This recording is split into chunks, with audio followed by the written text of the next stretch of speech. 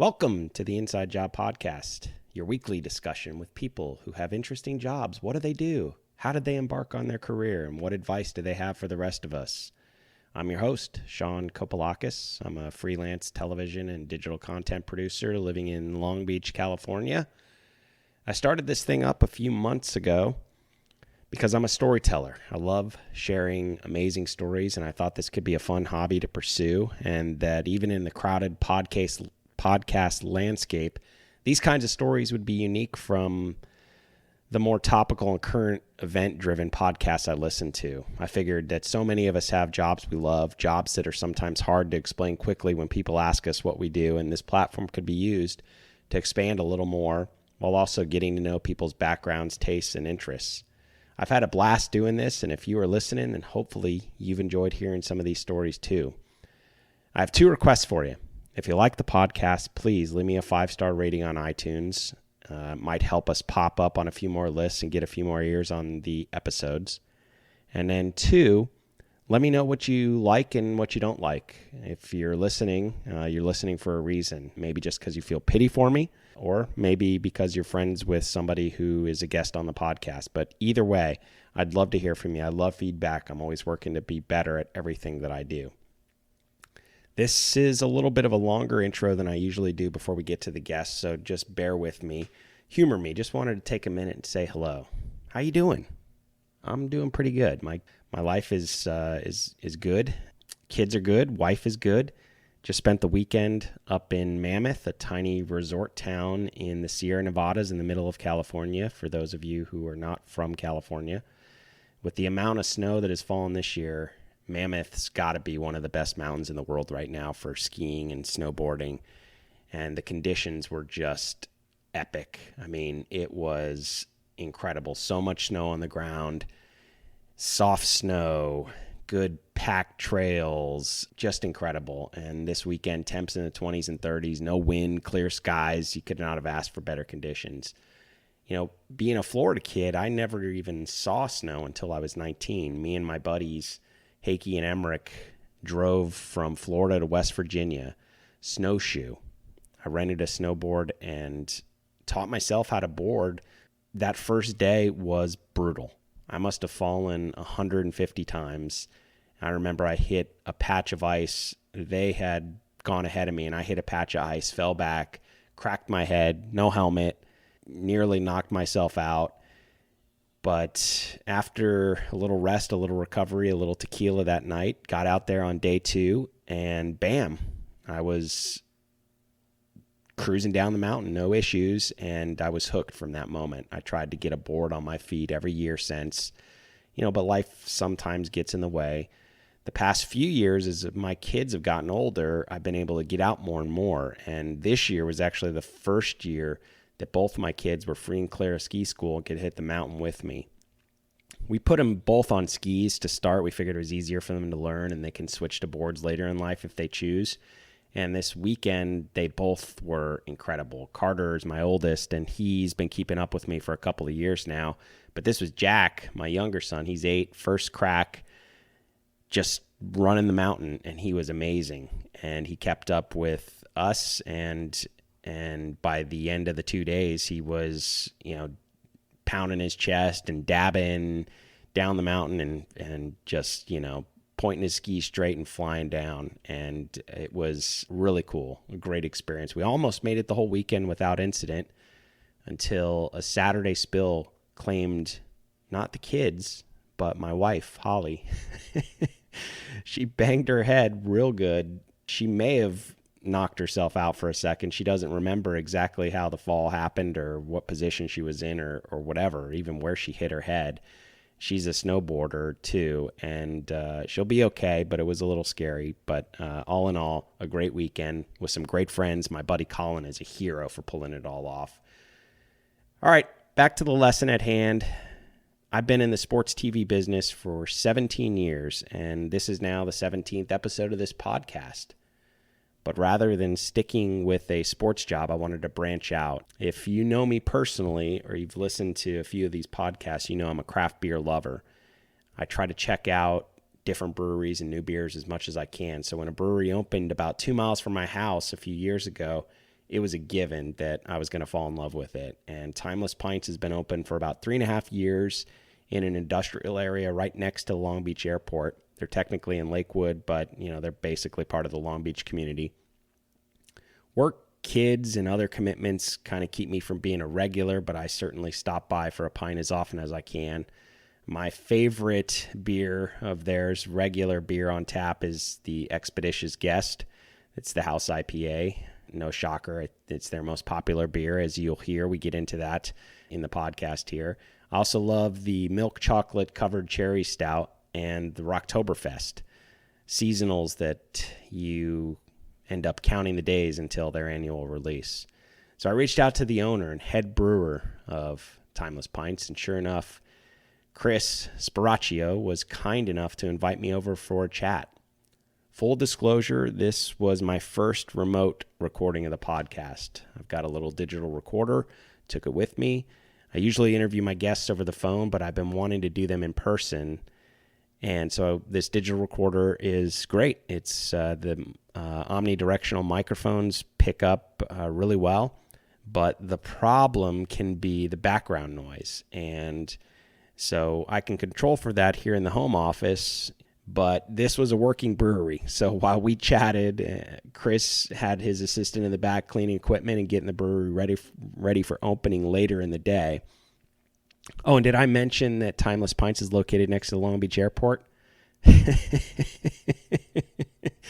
So you're going to have to forgive me. The audio isn't pristine. It's far from it, but it's good enough to put out here, and you can hear me and Chris and our conversation quite well with minimal distractions. So bear with me a little bit. Chris has a great story. Timeless Pints' success is inspiring to those of us who have thought about opening our own business, maybe even our own brewery someday. With that, let's roll it.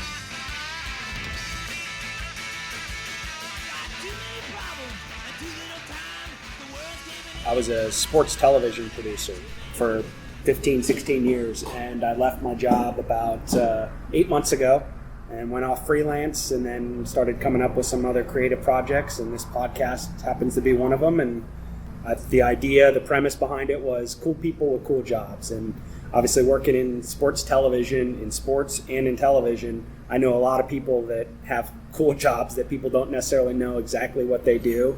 But I didn't want to just limit it to sports or TV, so I branched out and done some other people. And as a frequenter of this place, I've always been curious to talk to you about how it came about and how it's been going for you. So that's why I reached out. How do you can you make a living doing that? Not really. No, this is just a fun hobby. Fun thing. I mean, there are people who, the Adam Carollas of the world who have millions of followers and they've sort of turned it into a living. That's not my intention. My intention was to give me a creative outlet while I'm looking for freelance work and just to stay kind of connected to my business a little bit and just to have fun.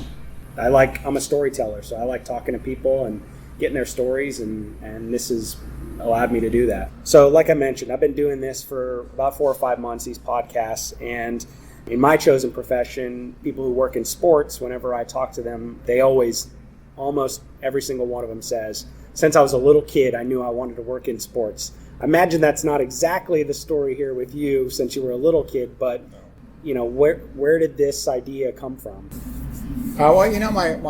My wife was the driving force behind it to build the brewery. But I would say the initial idea came from some neighbors of ours who wanted to open a Mexican restaurant. And as a home brewer, they've tried several of my beers that I was making at home. They wanted me to brew a private label beer for their restaurant once they got it up and going. And we couldn't do that at home. And so that also with an impending closure of the job or the plant I was working at. I was an electronic technician. I serviced letter sorting machinery for the Postal Service here in Long Beach at their big Redondo plant. Mm-hmm. And that was on the chopping block as they're consolidating those plants nationwide. So we I will say we. I see my wife started looking into the possibility of us opening a brewery. We would go to some breweries and check them out and check out the possibility or how feasible it would be for us to do that. She was on board way before I was, so she's at home looking at brewing equipment online, and I guess I could say I didn't have a lot of confidence in myself at that time because I didn't have the knowledge. It was all new to me. Home brewing is one thing, going commercial is another. Yeah.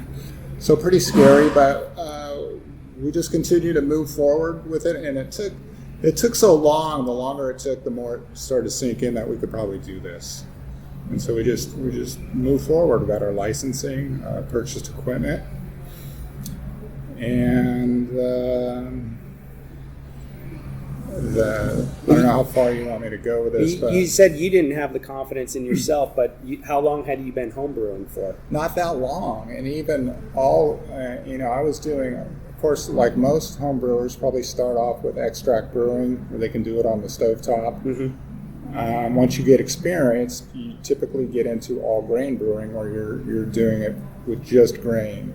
And I didn't have a knowledge of that when we started looking. I hadn't really even started doing that yet. And so I had maybe a year of experience with all grain brewing, just the way we do it here in the brewery, before we started brewing here. As is usually the case, the women in our lives are much smarter than we are, and they see things that we don't see. And so what was it that she saw in you that gave her the confidence to think that you guys could pursue this? Well, she knows my work ethic, and I'm sure she just thought I had it in me. I've always been well liked at my places of employment. I've always worked hard and tried to do the best I can, and I think she just saw that in me and knew that we could make this work. She's already a business owner. She owns a corporate housing business. Mm-hmm. And she would handle the back end of it and all the pay the bills, do the financing, help get the licensing going. And I would primarily make the beer, and I would help build the brewery because I had some background experience with not working in construction, but just overseeing subcontractors. We had a home remodeled, so I've had experience with dealing with contractors and scheduling them in and getting things together, and I could help build the brewery, and she could handle all the other, bureaucratic stuff, I guess you could call it. I think that the barrier to entry for starting your own business is rather high, especially for people who are used to sort of a routine of the security of a 9-to-5 type job and things like that, which sounds like that was your experience as well. How did you get over that fear of sort of the unknown and have the courage eventually to just say, okay, we're going, we're all in, here we go? I think just time. The longer I thought about it, and the time it took to actually do it, because as we were planning and building this brewery, I was still working. I still had a job, so I was still collecting a paycheck, and we just kind of moved along with it, and it was kind of a gradual. How you say it, just going from one type of employment to another, till once we could really see it happening, it was easier for me to say goodbye to my job I was working in. More of a transition than the transition. Cut cold. Yeah, it was. It made the transition easier. However, that phone call I made, I was out on sick leave for 3 months. I had a couple knee surgeries, and while I was out on sick leave, we were actually in the building in planning stages and getting this brewery off the ground. Mary was running her corporate housing business out of the office here, and one time it was a difficult phone call to make, to let them know I'm not coming back from this. Once I'm healed and released, I won't be coming back to the job. Right. What was the timeline from idea, conceptualization, to actually opening the doors here? I think conception. When your wife first started looking I up, think maybe a year and a half. That's pretty quick. That's not bad. Yeah, I want to. It's possible 2 years. I can't really recall how long we were in this building before we actually. I'm thinking about a year from the time we moved in, had the equipment delivered to the time we opened. I think about a year and a half, 18 months. The craft beer scene's obviously exploded over the last decade or so, but Long Beach, which is the 6th or 7th largest city in California for up until about 5 or 6 years ago, really it was only Beechwood and Congregation and Belmont, and that was basically it for such a large city. Why do you think that was? Why were we slow in this area to come around to opening, having options? Possibly regulation. I don't know how many people have approached the city of Long Beach with opening a craft brewery as like strictly manufacturing. Mm-hmm. Those locations you mentioned before are brew pubs that have a restaurant tied to them. Right. I think perhaps the laws are a little more lenient. I mean, on local laws to opening a something with a restaurant attached to it. Yeah, something like that. Yeah. When we approached Long Beach,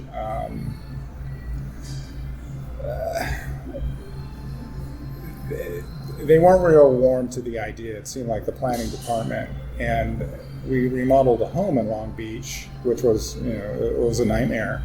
It took us about a year to remodel our house, major remodel, and I dreaded going to the planning department to get things approved through planning. It's very intimidating. They're, working with them. We remodeled pretty much during the housing boom of, say, the I don't know, 2008, 2009, uh-huh. Right? Well, there was a boom and then there was a bust. Yeah. So we were remodeling right at the boom, and a lot of people were doing what we were doing. And you go into Long Beach, and there's a lot of people. You take a number, you hang out and wait to your name to get called. And I think with the growth in the industry, Long Beach has softened a little bit to that. I know there's at least a couple breweries in planning in Long Beach currently. Right. It's still not easy, and it's expensive. You need most people, as far as I know, get investors to go in on the project. We financed our brewery ourselves, but our brewery is small too. We didn't start off big because we didn't know. We didn't. In hindsight, I wish if I went back and I would have started bigger, because for as small as we are, we were at peak capacity, pretty successful, and so I think the cost is a drawback too. People find out what it's going to cost them, and then they just change their mind. It takes a lot of perseverance to move forward and go through with it. The cost, and then probably also the scale, right? Of going, in your instance, going from home brewing.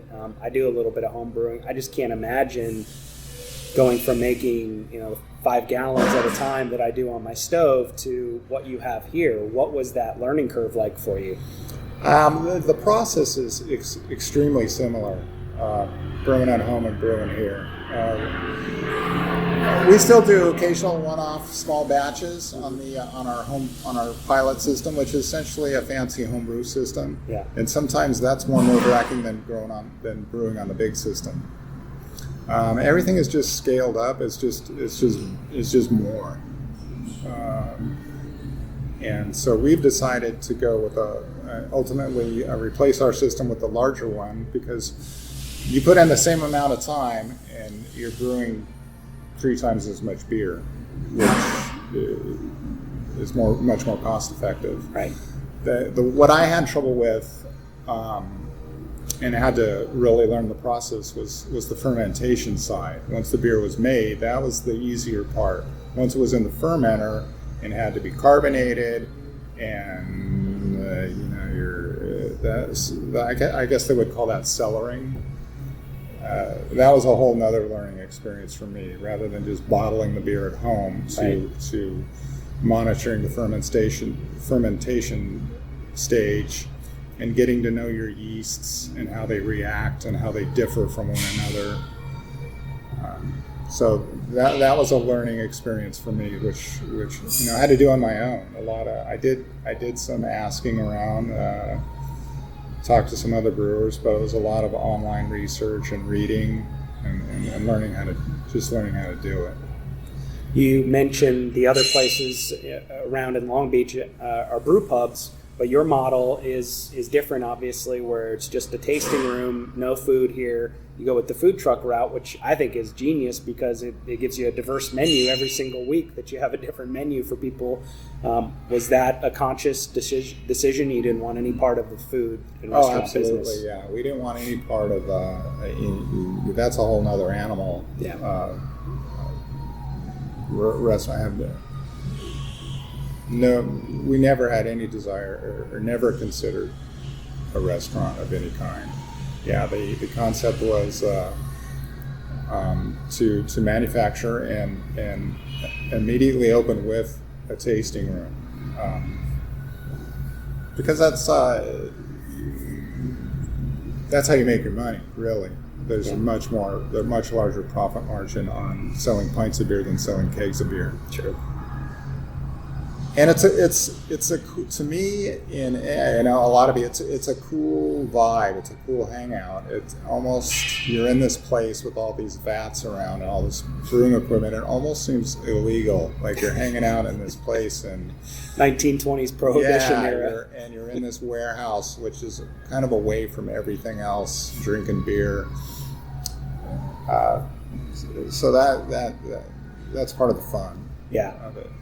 And it is a unique vibe too to this place, in that whenever I come in here, it's young, it's old, there's families with kids, there's pets in here. Was that another conscious decision to make it more of a welcoming place to all, as opposed to some breweries you walk in and it's like beer snob, haven, and they look down upon if you had your 10-year-old with you? Or that was always well, with our type, we have a type 23 alcohol license, which is manufacturing and distribution, I believe. And with that license, children are allowed to be in the brewery. They can't sit at the bar, but they can be in the brewery. They could sit at a table. And family environment. People stroll in here especially during the summer with their kids and even their infants. They'll stroll them in here, take a seat. We have games to entertain the kids, right. And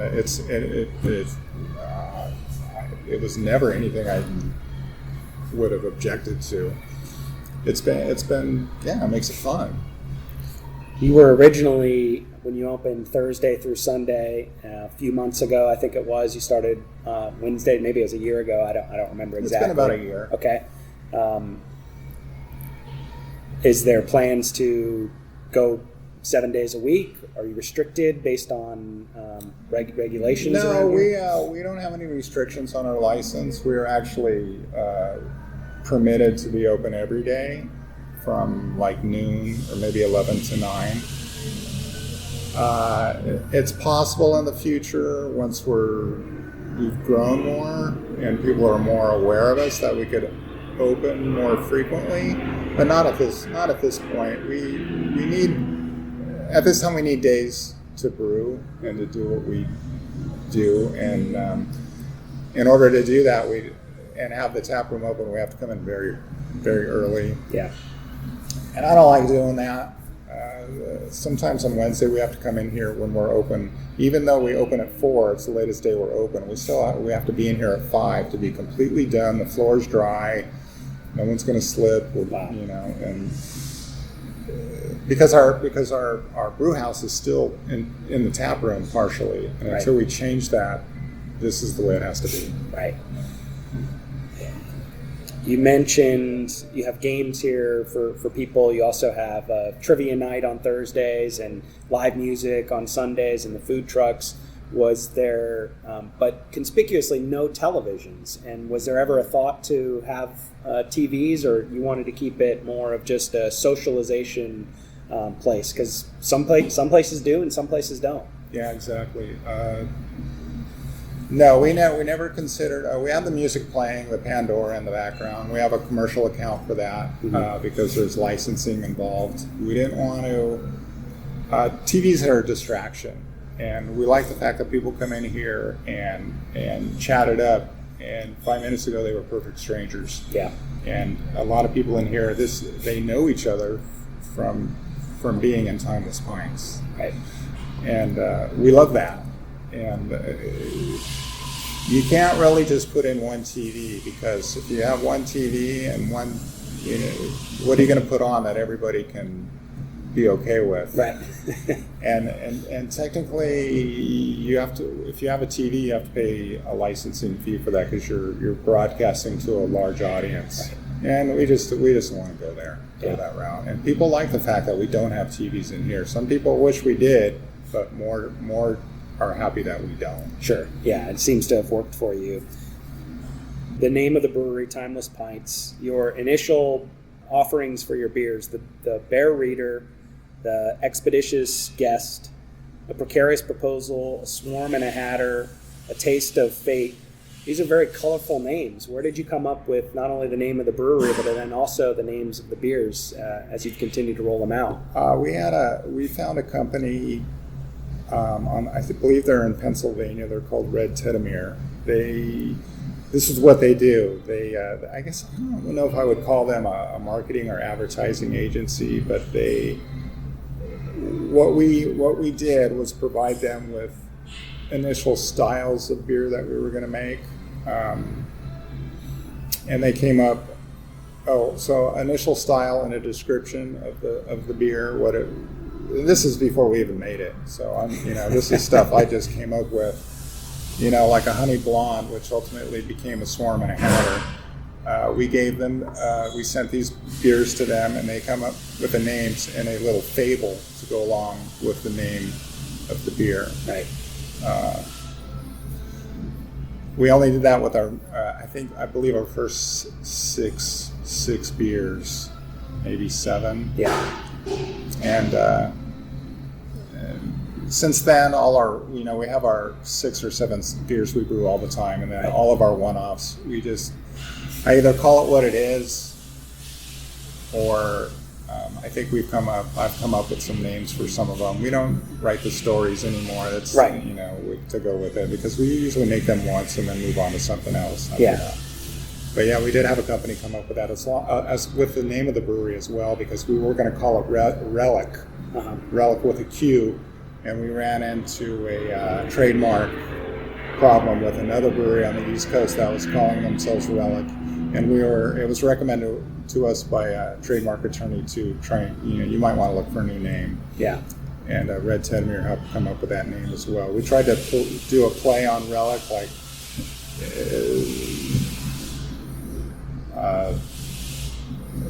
Change it, add something to it, or I can't even remember some of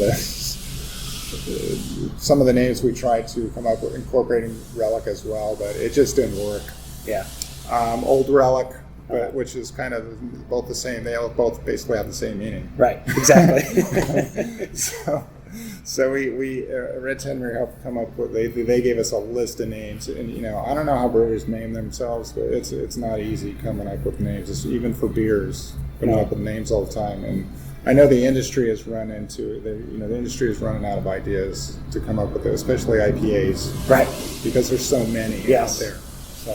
That was a question I was going to get to later, but have we gone IPA crazy as a country? We have to the point where a saturation where the industry, the hop industry, comes up with new and experimental hops. I think to help keep the IPA category creative, make it a little bit different. With your aromas and whatnot. I mean, you can only go so far with something.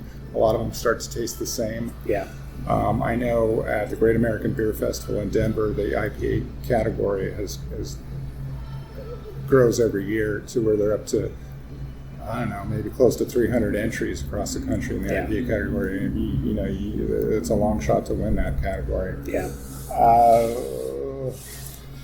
So yeah, a lot of IPAs, and we do one rotating IPA, and I don't know. I try to make it different than what we already have. Sometimes it's good. Sometimes it's, I don't know. I'm pretty critical of my own stuff. As long as everybody else likes it, that's all that matters. But it's difficult to keep it interesting. That's for sure. Yeah. One thing that I appreciate about your brewery too is that you have a variety of styles and flavors and something I think that appeals to everybody, but you haven't gone crazy like some breweries with like your Rocky Mountain Oyster Stout or your habanero flavored beers or sriracha. Is that because that's your personal preference, or you just don't think that there's a big market to go ahead and go that route? Or? I try to brew what I think I would like. There's some crazy, like you mentioned, the chili beers, and some are okay, but I can't see myself drinking pints of it. Mm-hmm. I could drink a small amount. I go, that's all. And in order to move a beer like that, it's got to have a wide audience. We've maybe made a couple of beers that took us a long time to go through. Yeah. So we try to keep our beers drinkable. We haven't really done any barrel aging, things like that. I haven't incorporated like oak spirals in the fermenter to give a little bit of an oak flavor. Mm-hmm. But doing that means the beer is occupying more time with the fermenter, and I can't usually spare that time because I have to keep things moving because we're not big. So we don't go too far out there. If we do, I do a small batch and see how well it goes over, like on our homebrew system, and we'll do 10 gallons of beer on a weekend just to see what people think of it. And then if it's good, we'll brew it on a large scale. Yeah. We're taping this on a Wednesday. You mentioned on a Wednesday, if you're opening at 4, you may come in at 5. What's a typical day/week like for you running this place, and how many days are you brewing a week? And we brew. It just depends where we're at. Like right now, we're pretty well stocked. As the weather chills down, beer moves a little bit slower. So we're probably brewing once a week.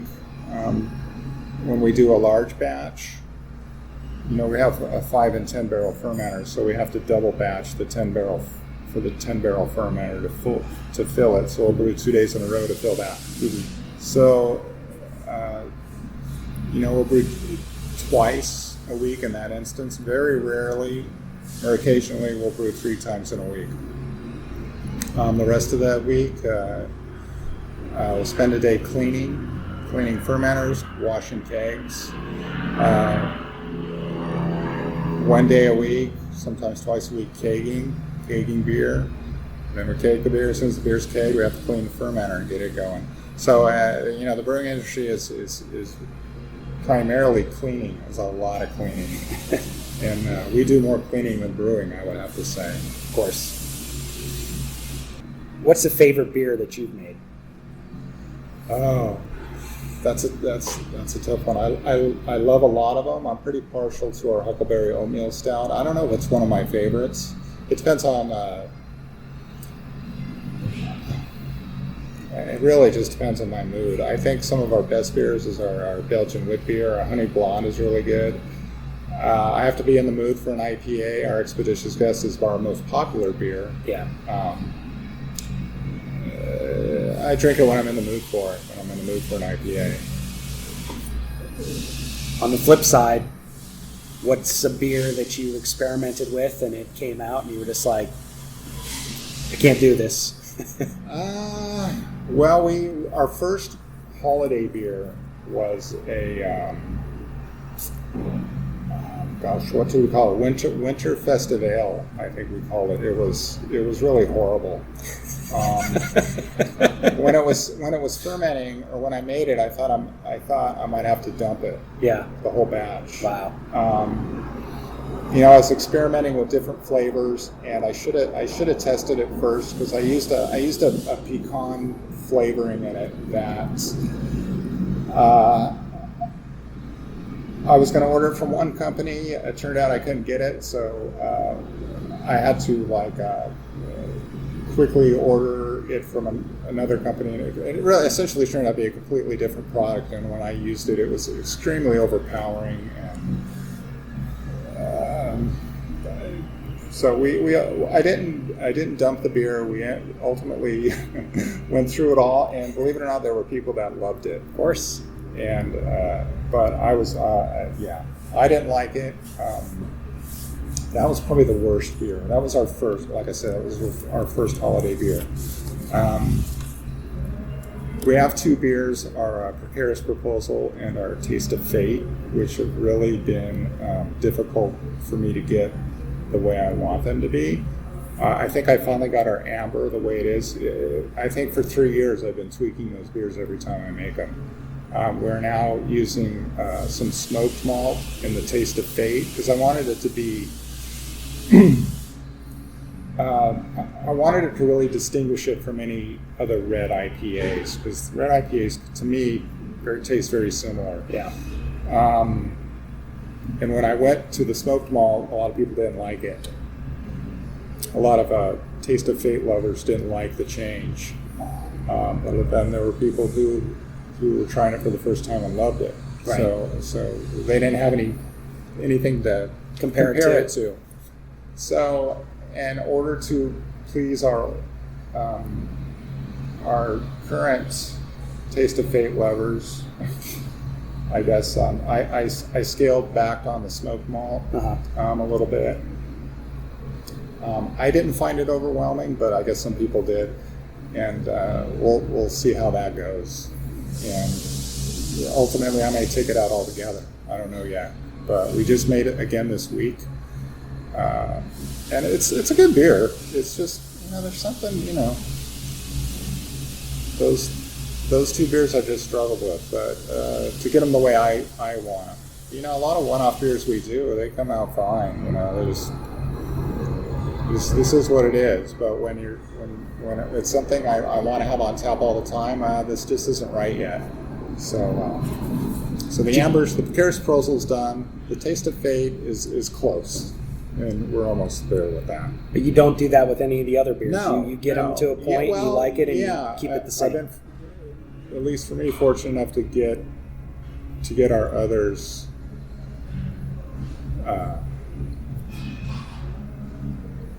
Spot on. Well, where you're happy with it, yeah. Yeah, I'm happy with it, and people love them. And if certain, like the Expeditious Guest, some people just love that beer. Yeah. Some people, maybe not so much. But when you get enough people to like something, I don't want to go in and mess with it. You know what I mean? This is what it is, and we'll leave it the way it is. Right. And I think the Expeditious Guest is good. There's nothing more I think I could do to it to change it, unless I completely changed it, and I don't want to do that. Yeah. You start sometimes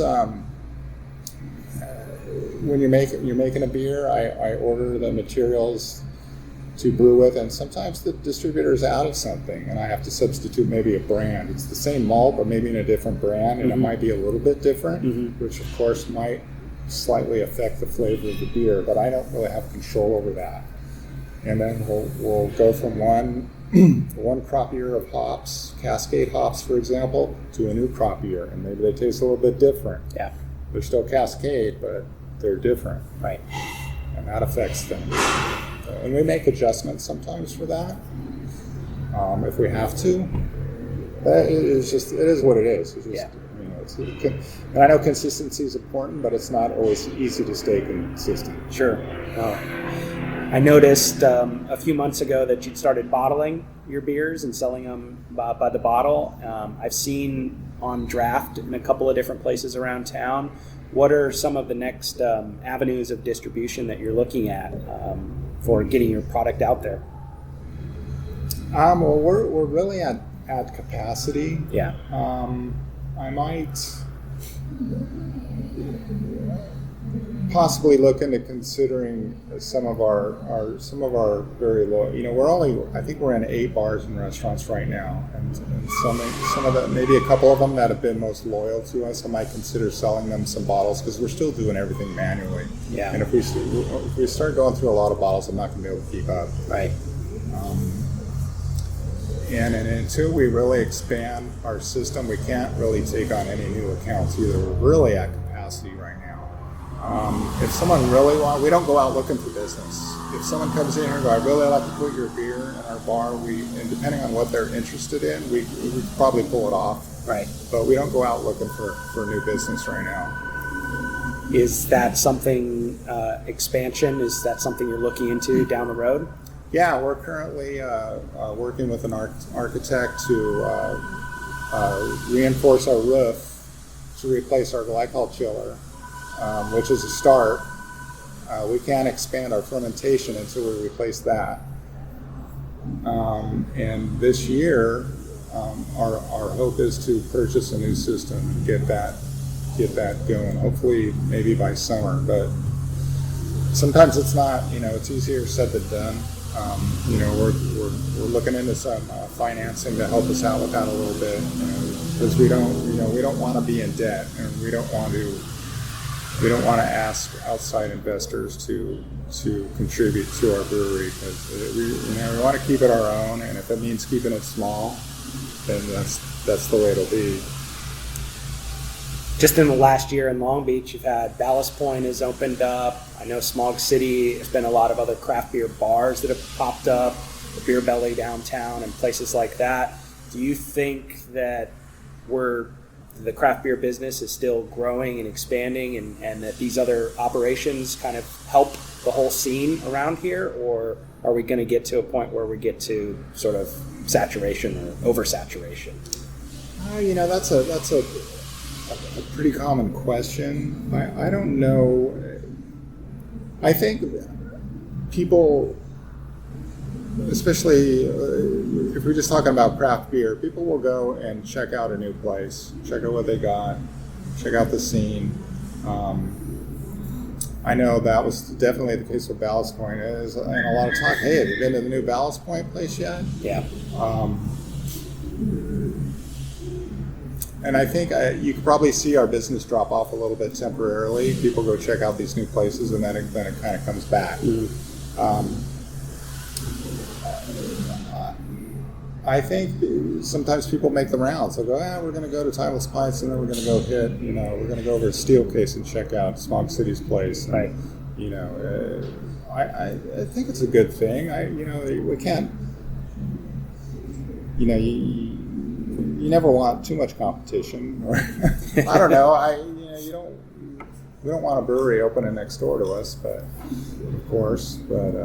Well, you look at Torrance, right? That little area where the original Smog City is, and Monkish, and the Dudes, and the Strand are all right there, and I wonder if they kind of feed off of each other, and people come down to hit all 4 at a time. So potentially something like that could be a benefit at times. At times, yeah. Yeah. And I think people will gravitate towards their favorites. Yeah. And tell their friends about them. Right. And that helps keep things rolling. I know we still have people that come in here that had no idea we were here, 3 years later, and come to check us out. Or people who have been knew we were here and been meaning just for a long time to try and get here, and they eventually do. But, yeah, I find that interesting when I talk amongst some of my friends that haven't made it over yet. And I'm like, you haven't made it over. I've been meaning to. Yeah, it's like us. We talk about going to other breweries all the time and just checking them out, letting them know letting their staff know who we are and get to know them. And it's just hard, to do these things. And we have 2 little kids, and I won't use that as an excuse, but there's more to life than work. Absolutely, and especially with us. So we'll wrap this up, but I had just two last questions for you. You're about 3.5 years in on this place being open. What would you say you found to be the hardest part about running your own brewery that perhaps you didn't think or know once you started? The hardest thing, I think keeping it interesting, coming up with new ideas for beers, and because everybody always asks what's coming up next. What's new, what's going on the horizon. To keep it interesting and relevant is hard. I do a lot of reading, see what's going on out there, what's new and exciting, and to help give me ideas what to make next, and to keep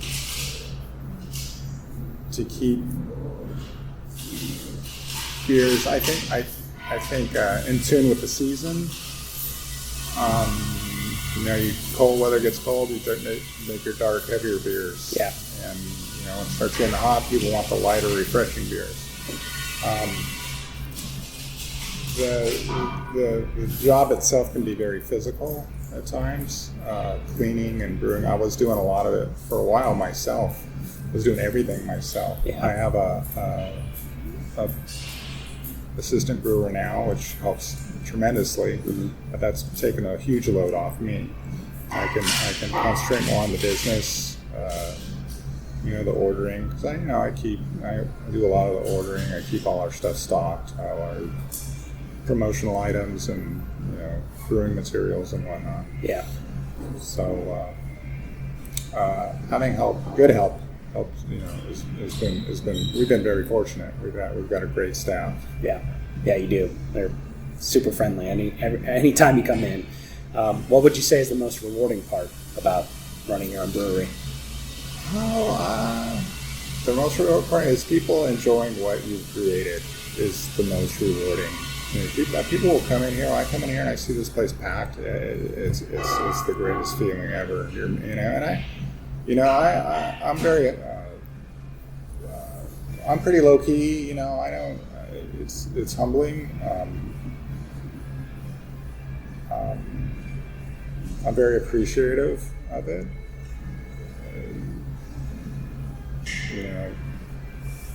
It's. I don't know. This one's a tough one. That sounds. That sounds like it would be humbling to see that many people in here enjoying what you make. You're sort of an artist in that regard. Well, yeah, but it's something I just kind of stumbled into, really, and this is what I do now. I never until 4 or 5 years ago, I never had any desire to open a brewery. Yeah. I knew I didn't like my job, and but I didn't know what else I wanted to do. Yeah. I had no idea what else I wanted to do, but I know I don't want to do this anymore. So, but to sort of do what I do now, and to see that people are in here having a great time and loving it, that's the greatest satisfaction out of this job. Great. Yeah. Chris, thank you so much. Appreciate you sharing your story. All right, great story of success, huh? Chris was awesome to have me in to share his story and path. Timeless Pints is a great place. If you live in the area, you got to stop in if you haven't been.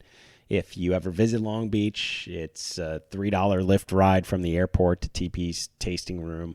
After the interview with Chris, I looked up that Winter Festival. He said was his worst concoction. I checked on Untappd, and unfortunately I never got to try it, but the overall rating was 3.5 stars, which just goes to show you one man's trash is another man's treasure. Great stuff. So much fun. We'll be back to sports next week, but I'll definitely continue to branch out to more and more non-sports careers in the coming months. Thanks again for downloading and listening. Talk to you next week. Pop the trunk.